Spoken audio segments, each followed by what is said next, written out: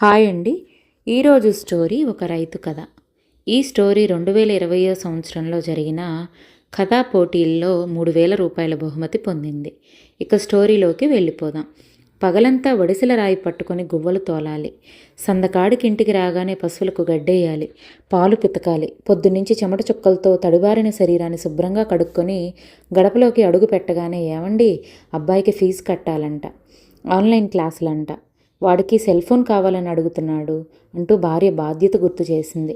సరేలే కొనిద్దామంటూ ఒక్కడుగు ముందుకు వేశానో లేదో, ఏవండి, అమ్మాయికి పెళ్లి చేద్దాం, ఎన్నాళ్ళని ఇంట్లో కూర్చోబెట్టుకుంటాం, ఆ పెళ్ళిళ్ళ పేరుకు కబురు పెట్టండి, మంచి సంబంధం చూస్తాడు అంటూనే తుడుచుకోవటానికి గుడ్డమొక్క చేతిలో పెట్టింది భార్య రాజ్యలక్ష్మి.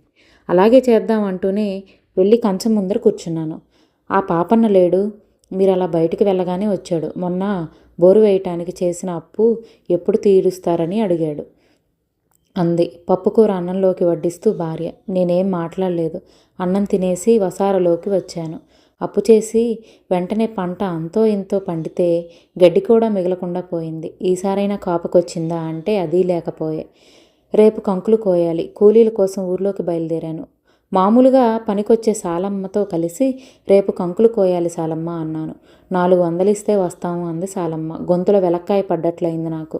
అంత లేదే, మొన్న 200గా ఇచ్చింది అన్నాను. పక్కూరి వెంకటేశం 400 ఇస్తానన్నాడు. ఆయనకు ఒక రేటు, నీకొక రేటునా? కుదరదు అనేసింది సాలమ్మ. ఆయనకు నాకు పోటీలేంటి సాలమ్మ, ఆయన ఉద్యోగస్తుడు, నేను రైతు, కాస్త తగ్గించుకోండి అంటూ ఎలాగో 50 తక్కువ చేసి ఒప్పించుకున్నాను. మరుసటి రోజు పంట మొత్తం కోయించేసి గింజలు ఆరబోసాను. అమ్మకానికి పెడితే గాని డబ్బులు ఇచ్చుకోలేని పరిస్థితి. ఆ రాత్రి వసారాలోనే పడుకున్నాను. సరిగ్గా రాత్రి 12 గంటలు దక్షిణాదిలో మెరిసింది, ఉత్తరం ఉరిమింది. అంతే, గుండె వేగం పెరిగింది. ఉన్నపలంగా భార్యను కొడుకును లేపి గింజల కుప్ప దగ్గరికి పరుగుతో వెళ్ళాము. అప్పటికే ఒక్కొక్క చినుకుతో మొదలైన వాన జోరుగా కురవసాగింది. గింజలన్నీ సంచులకు పోసే లోపే సగం గింజలు నీటిలో కొట్టుకుపోయాయి. మిగతావి ఇంటికి చేరిద్దాం. ఏం చేయాలో అర్థం కాలేదు. చేతికొచ్చిన పంట నీటి పాలైంది. ఉన్నవాటినే ఎండబెట్టి మార్కెట్కు తీసుకెళ్ళటానికి సిద్ధమయ్యాను. నాన్న, సెల్ ఫోన్ లేకుంటే పాఠాలు వినలేకపోతున్నాను, ఎగ్జామ్స్ ఎలా రాయను? కొడుకు ఆవేదన కాళ్లకు అడ్డు తగిలింది. భార్య చీటీ చేతిలో పెట్టింది. ఏంటది అని అడిగాను. ఇంట్లో సరుకులు మొత్తం అయిపోయాయి, ఏం కూర వండాలో అర్థం కావటం లేదు అంది సరుకుల పట్టి అందించి. జేబులో పెట్టుకొని వెళ్ళాను. మార్కెట్లో మూటలు దింపగానే దళారులు డేగల్లా వాలిపోయారు. ఉన్న రేటునే కుదించి ధాన్యం తన్నుకుపోయారు. డబ్బు జేబులో పెట్టుకొని ఊరి వాకిట్లోకి అడుగు పెట్టానో లేదో కూలీలు ఎదురయ్యారు. ఉన్న డబ్బు వారి చేతిలో పెట్టి ఒట్టి చేతులతో ఇంటికొచ్చాను. నాన్న, ఫోన్ తెచ్చావా? గడపలోకి అడుగు పెట్టగానే కొడుకు ఎదురొచ్చాడు. సరుకులు తీసుకురాలేదా? వెనువెంటనే భార్య ప్రశ్న. సమాధానం ఏం చెప్పాలో అర్థం కాలేదు. ఇప్పుడే వస్తాను అంటూ అటునుంచి అటే వెనక్కి తిరిగాను. కొడుకు కంట్లో నీళ్లు పెట్టుకుని లోపలికి వెళ్ళాడు. వాడికి చదువుకోవాలనే పట్టుదల చాలా ఉంది. నాన్న చదివించలేడనే బాధ ఉంది. ఎలాగైనా సెల్ ఫోన్ తీసియాలని డబ్బు కోసం అప్పలనాయుడు దగ్గరికి వెళ్ళాను. మధ్యలో పాపన్న ఎదురొచ్చాడు. ఏమయ్యా రాముడు, నా దగ్గర అప్పు తీసుకొని తప్పించుకొని తిరుగుతావా? ఎప్పుడిస్తావు? కాస్త కఠినంగా అడిగాడు. నువ్వు ఇచ్చిన డబ్బుతోనే కదా బోరు వేశాను. బతుకుదామని బాయి తవ్వితే బండపడినట్లయింది నా పరిస్థితి. దగ్గరలోనే తీర్చేస్తాను అన్నాను. ఈ మాట 2 ఏళ్ల నుంచి చెబుతూనే ఉన్నావు. రేపిచ్చే అంటూ కోపంగా వెళ్ళిపోయాడు పాపన్న. ఉన్నది కొద్ది పొలం, అందులోనే జీవనం. నీళ్లు పడితే పంట తీసి బతకవచ్చు. కూతురికి కొడుక్కి పెళ్లి చేయవచ్చన్న ఒక్క ఆశతో అప్పు చేసి 4 బోర్లు వేసినా ఫలితం లేదు. ఇలా అనుకుంటూనే అప్పలనాయుడు ఇంటి ఆవరణలోకి అడుగుపెట్టాను. నన్ను చూడగానే చుట్ట తాగుతున్న నాయుడు కుర్చీ నుంచి లేచి నిలబడ్డాడు. ఏమయ్యా రాముడు, బాగున్నావా అన్నాడు అప్పలనాయుడు. ఏం బాగులే నాయుడు గారు అంటూ వచ్చిన విషయం చెప్పాను. నాయుడు గట్టిగా నవ్వేశాడు. ఎందుకు నవ్వాడో అర్థం కాలేదు. ఇప్పుడు రైతుకు అప్పు ఎవరిస్తున్నారు చెప్పు? ఆ కాలం పోయింది రాముడు. రైతుకు అప్పు ఇవ్వటం, మట్టిలో పోడ్చటం రెండూ ఒక్కటే. వ్యాపారస్తులకు రోజువారీ వడ్డీకి తప్ప ఇంకెవరికీ అప్పు ఇవ్వటం లేదు. ఇక వెళ్ళొచ్చు అంటూ లోపలికెళ్ళి మొహం మీద తలుపు వేసేశాడు అప్పలనాయుడు. కళ్ళల్లో నీళ్లు తిరిగాయి నాకు.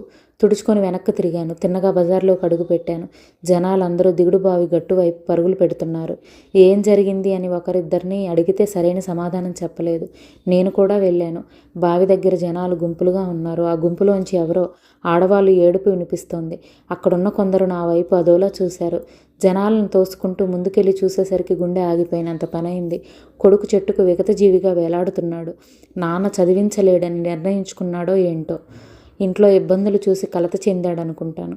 ఏదైతేనేమి ఒక్కగానొక్క కొడుకు కనుమరుగయ్యాడని దుఃఖానికి ఆనకట్ట వేయలేకపోయాను.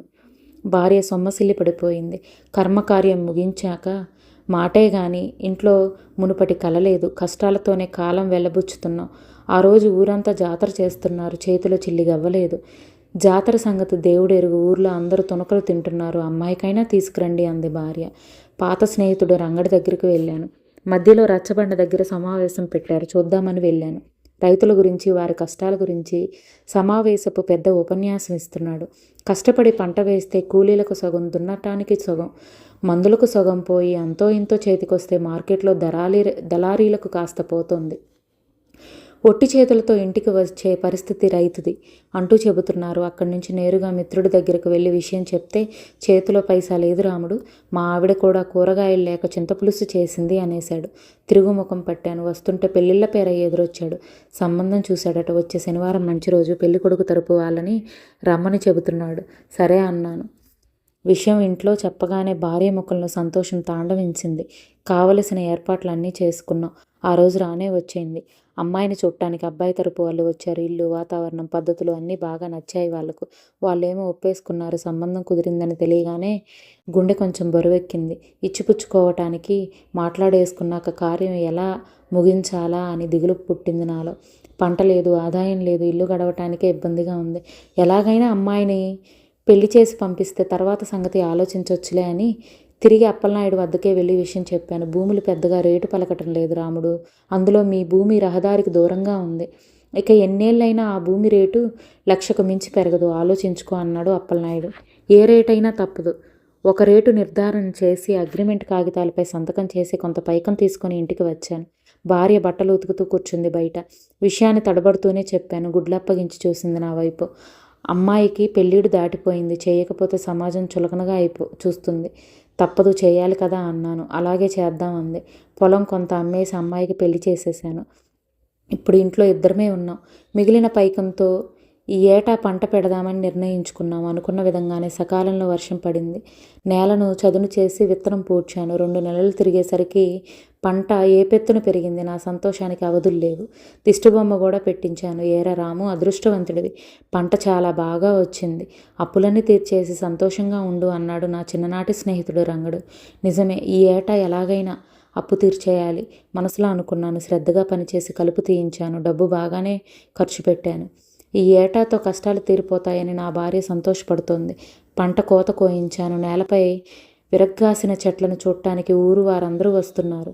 మన ఊరిపైన పంట నీదే, ఇలా పండితే ఇంకేముంది, రైతు బాగుపడిపోడు అంటున్నారు అందరూ. ఆ రోజు రాత్రి టీవీ చూస్తూ కూర్చున్నాను.